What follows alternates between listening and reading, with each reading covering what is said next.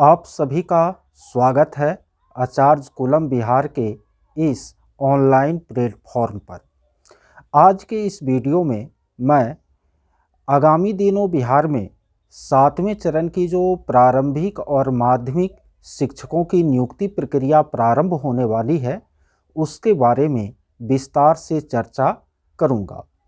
मैं आप लोगों को इस वीडियो में बताऊंगा कि 7वां चरण क्या है, 7वें चरण में किस किस प्रकार के शिक्षकों की नियुक्ति होगी, 7वां चरण कब तक आएगा, क्या आगामी दिनों 7वें चरण से पहले बीटेट होने की संभावना है, कितनी सीटों पर बहाली होगी, बहाली की प्रक्रिया किस प्रकार होगी, कितने मेधा अंक वाले अभ्यर्थी इस बहाली प्रक्रिया में सुरक्षित होंगे और अभी जो भी पात्र अभ्यर्थी हैं आगे शिक्षक बनने के लिए उन्हें क्या करना चाहिए।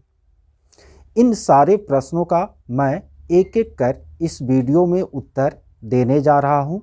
आप लोग इस वीडियो के साथ अंत तक बने रहे, सारी बातें आपको क्लियर हो जाएगी। सबसे पहले हम लोग समझते हैं कि 7वां चरण आखिर किस चिड़िया का नाम है।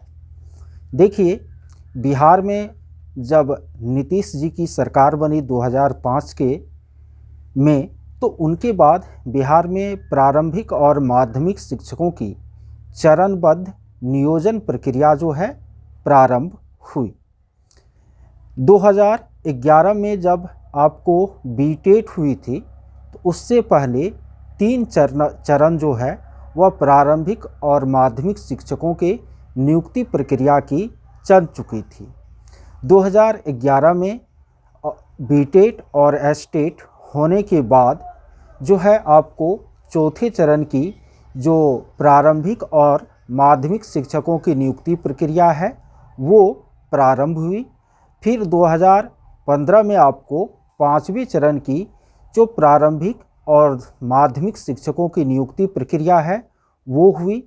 2019 में आपको 6ठे चरण की जो प्रारंभिक और माध्यमिक शिक्षकों की नियुक्ति प्रक्रिया है वो शुरू हुई, जो कि अब अंतिम होने के कगार पर है इस फरवरी माह में। यानी प्रत्येक चरण में आपको प्रारंभिक और माध्यमिक शिक्षकों की जो है एक खास रिक्ति पर अभ्यर्थियों की क्या की जाती है, बहाली की जाती है। तो अब जब 6ठा चरण खत्म होने वाला है तो फिर 7वें चरण में नियुक्ति प्रक्रिया शुरू करने की बात जो है बिहार सरकार के द्वारा की जा रही है। ठीक है, यही आपको 7वां चरण है। आगे प्रश्न है कि 7वें चरण में किस किस प्रकार के शिक्षकों की नियुक्ति होगी। देखिए, कुछ दिन पूर्व तक 7वें चरण में केवल माध्यमिक शिक्षकों के नियुक्ति प्रक्रिया की बात चल रही थी, लेकिन हालिया दिनों में शिक्षा मंत्री और बिहार सरकार की शिक्षा विभाग के जो बयान आए हैं तो उसके आधार पर यह क्लियर है कि 7वें चरण में माध्यमिक शिक्षकों के साथ साथ प्रारंभिक शिक्षक यानी वर्ग 1 से 8 तक के शिक्षकों की जो बहाली प्रक्रिया है वो भी होगी। तो कहने का अर्थ यह है कि 7वें चरण में वर्ग 1 से 12 तक जो 4 तरह के शिक्षक हैं ना, वर्ग 1 से 5 के लिए, वर्ग 6 से 8 के लिए, वर्ग 9 और 10 के लिए और वर्ग 11 और 12 के लिए, इन चारों प्रकार के शिक्षकों की नियोजन या नियुक्ति प्रक्रिया आपको 7वें चरण में होगी। अब सबसे गंभीर प्रश्न है कि 7वां चरण कब तक आएगा। देखिए, अभी 6ठा चरण जो है वो खत्म नहीं हुआ है। कुछ जो नियोजन इकाई जहां काउंसलिंग बाकी है वहां पर आपको मार्च महीने में काउंसलिंग की प्रक्रिया पूरी होगी। फिर जो अभ्यर्थी चयनित होंगे उनको नियुक्ति पत्र दिया जाएगा। तो कहने का मतलब है कि मार्च अंत तक यानी मार्च के अंतिम तारीख तक यदि 6ठे चरण की नियुक्ति जो प्रक्रिया है वो पूरी हो जाए तो वही बड़ी बात है। इसके बाद जो है फिर 7वें चरण के लिए आपको जो रिक्तियां हैं उनका आकलन किया जाएगा। फिर इस बात पर भी विचार किया जाएगा कि नियुक्ति प्रक्रिया जो पूर्व से चली आ रही है वहीं रहे कि उसमें कुछ चेंजिंग किया जाए। यदि चेंजिंग करने की बात होगी तो फिर आपको नियमावली को क्या करना होगा, चेंज करना होगा। इधर आपको एस्टेट के मेरिट और नॉन मेरिट का जो मामला है वो कोर्ट में फंसा हुआ है।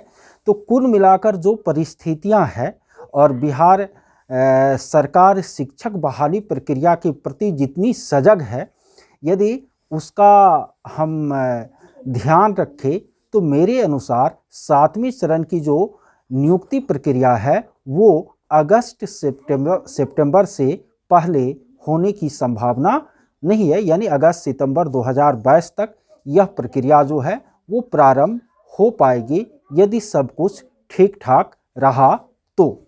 ठीक है। बहुत सारे अभ्यर्थी 7वें चरण शिक्षक नियोजन प्रक्रिया शुरू होने से पहले बीटेट की मांग कर रहे हैं। ठीक है। देखिए, ये सरकार पर डिपेंड करता है, वह बीटेट ले भी सकती है और नहीं भी ले सकती है। जैसे कि 2011 में आपको टीईटी हुई थी, उसके बाद 2012 में चौथे चरण की नियुक्ति प्रक्रिया प्रारंभ हुई और वह चरण खत्म हुआ 2014 में, और इसके ठीक तुरंत बाद 2015 में जो है 5वें चरण की नियुक्ति प्रक्रिया क्या हो गई, शुरू होगी। बीच में आपको बिहार टीईटी का आयोजन नहीं हुआ था। तो ये सरकार पर डिपेंड है, वो आयोजन कर भी सकती है बीटेट का, नहीं भी कर सकती है, लेकिन संभावना बहुत ज़्यादा बन रही है मेरे अनुसार कि बीटेट का आपको आयोजन हो। सरकार भी प्रक्रिया को कुछ लंबा खींचना चाहेगी इस नियोजन प्रक्रिया को, जिससे कि उनको 2024 और 2025 में होने वाले लोकसभा और विधानसभा चुनाव में क्या मिल सके, लाभ मिल सके। वैसे भी बिहार में आपको शिक्षक नियोजन की जो प्रक्रिया है वह त्रिवर्षीय योजना है, कम से कम इसमें 3 वर्ष आपको पूरा होने में लगते हैं। तो बीच में एक बार बीटेट का आयोजन हो सकता है और सीटेट तो बीच में होगा ही। सीटेट और बीटेट एक बार और होगा, उसके बाद जाकर के ये 7वां चरण आपको अगस्त सितंबर में शुरू होगी। इसीलिए जो अभ्यर्थी अभी तक सीटेट और बीटेट पास नहीं है उसको घबराने की ज़रूरत नहीं है, वो आगे सीटेट और बीटेट के लिए पूरी गंभीरतापूर्वक तैयारी में जुट जाए, उनको भी मौका मिलेगा आपको 7वें चरण में। अब प्रश्न है कि इस चरण में कितनी सीटों पर बहाली होगी। देखिए, 32,000 के करीब आपको 33,000 के समथिंग आपको माध्यमिक शिक्षक है, और फिर प्रारंभिक शिक्षक में कितने पदों पर बहाली होगी वो अभी क्लियर नहीं है। कुल मिलाकर यदि माध्यमिक और प्रारंभिक को हम समेकित करें तो हमको लगता है कम से कम 1,00,000 सवा लाख शिक्षकों की बहाली जो है वे 7वें चरण में होगी।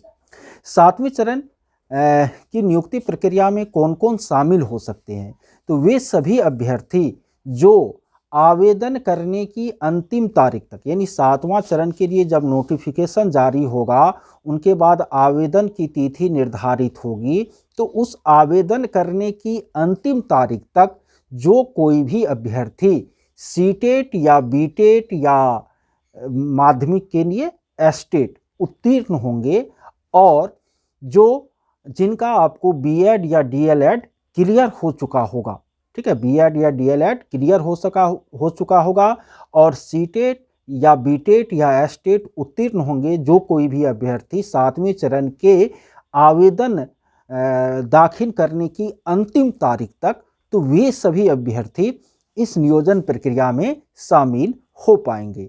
यानी इसका कहने का मेरा मतलब है कि जो भी अभ्यर्थी अभी जो सीटेट का रिजल्ट आने वाला है इनमें जो पास करेंगे या इसके बाद जो सीटेट होगी उनमें जो पास करेंगे, और आपको जो 7वें चरण का एक डेट शेड्यूल जारी होगा आवेदन देने का, उसके अंतिम तारीख तक जो कोई भी सीटेट या बीटेट या एस्टेट और आपको बीएड या डीएलएड उत्तीर्ण होंगे वे सब के सब इसमें फॉर्म सबमिट कर सकते हैं। ठीक है, ये भी चर्चा बार बार होती है। बहुत सारे अभ्यर्थी हमसे प्रश्न पूछते हैं कि सर इस बार 7वें चरण में कितना प्रतिशत मेधा अंक वाला जो स्टूडेंट है वह अपने को सुरक्षित महसूस करें? ये प्रश्न भी बहुत ज़ोर शोर से हमारे पास आ रहा है।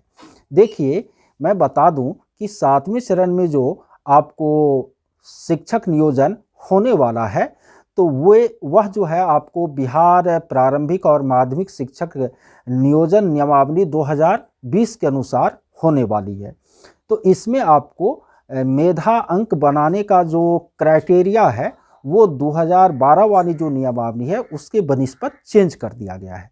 यानी अब जो है आपको 1 to 5 के शिक्षक में केवल मैट्रिक, इंटर और डीएलएड के प्रतिशत अंकों को जोड़कर 3 से भाग देकर जो एवरेज आएगा वो उनका मेधा अंक होगा। और फिर आपको स्नातक स्तर का शिक्षक बनने के लिए जो ग्रेजुएशन और बीएड का प्रतिशत अंक है उसको जोड़ करके 2 से भाग देने पर जो आएंगे प्रतिशत वो उनका मेधा अंक होगा। तो अभी यह कहना कि इतने प्रतिशत मेधा अंक वाले इस विषय में या इस कोटि में 7वें चरण में सुरक्षित रहेंगे बहुत ही अप्रासंगिक है ना, या इसका कोई आधार नहीं है। इसलिए चूँकि इस बार जो आपको नियोजन की प्रक्रिया हुई है तो इसमें आपको जो मेरिट बनने का तरीका था वो आपको अलग था, 7वें चरण में अलग रहेंगी। इसमें कुछ अलग अभ्यर्थी, उसमें नए अभ्यर्थी जुटेंगे। अब उसका क्या आपको अंक रहता है वो देखा जाएगा। वो जब उसका औपबंधिक सूची जारी होगा तभी कुछ क्लियर हो पाएगा सीट के अकॉर्डिंग कि इतने मेधा अंक वाले सुरक्षित हैं या कि नहीं है। वैसे भी अभी जो बिहार सरकार की ये जो नियोजन नियमावली है ना, ये लक, लेवर और चांस पर डिपेंड करती है। 60% वाले को भी हो जाता है और 70% वाले भी जो है वह खाली हाथ रह जाते हैं। ये बिल्कुल लक, लेवर और चांस पर डिपेंड करती है। और मैं तो कुछ 1-2 दिन पहले अपने फेसबुक पोस्ट में यह कहा भी था कि यदि सुपर टेट लेकर के आपको 7वां चरण में नियुक्ति किया जाए तो शायद इससे बेहतर रहेगा, क्योंकि ये मार्क बेसिस पर जो बहाली है ना वह कहीं से भी उचित नहीं है। क्यों नहीं है उचित, मैं इसके बारे में भी आगे वीडियो बनाऊंगा। खैर, इस वीडियो में इतना ही, लंबा वीडियो हो चुका है। अंत में जो भी अभ्यर्थी आपको 7वें चरण में नियुक्ति चाह रहे हैं उनको अभी ये करना चाहिए कि उनके अपने जो भी डॉक्यूमेंट है उन डॉक्यूमेंटों में यदि कहीं पर कोई त्रुटि है तो उनका सुधार करवा लेना चाहिए। अभी समय है, फ्री समय है, ये काम वे करके रखे। बहाली आएगी ही और नियुक्ति प्रक्रिया होगी ही, लेकिन आपको स्कूल पहुंचने में जो अभी अभ्यर्थी बाट जो रहे 7वें चरण का उनको कम से कम 2 वर्ष का, 2.5 वर्ष का जो है रख लेना। वो ये सोच के दिमाग में रखिए कि 2024-25 में जाकर के हम स्कूल पहुंचेंगे, तब तक जो है वो चलता रहेगा। अब देखिए आगे क्या क्या होता है और कैसा लगा यह वीडियो आप लोग ज़रूर बताइएगा। अपने प्रश्न भी कमेंट बॉक्स में रखिएगा। मैं फिर आप लोगों को लगातार 7वें चरण की जो बहाली प्रक्रिया है उस पर उस आधारित वीडियो आप लोगों की सहायतार्थ बनाता रहूँगा। वैसे 6ठे चरण के नियोजन प्रक्रिया में भी मैं शामिल रहा हूँ, ठीक है, तो मुझे पता है कि कैसे क्या आपको होगा। और चूँकि इसी में से मैं भी गुजरा हूँ और मैं भी अभी टीचर के पद पर हूँ, तो आप लोगों को सही जानकारी जो है मिल पाएगी इस चैनल पर। तो जो भी नए हैं चैनल पर सब्सक्राइब कर लें, वीडियो को ज़्यादा से ज़्यादा शेयर करें। वैसे मैं ये सब बात कहता नहीं हूँ, लेकिन आज कह दिया। तो इस वीडियो में इतना ही, मिलते हैं फिर नेक्स्ट वीडियो में।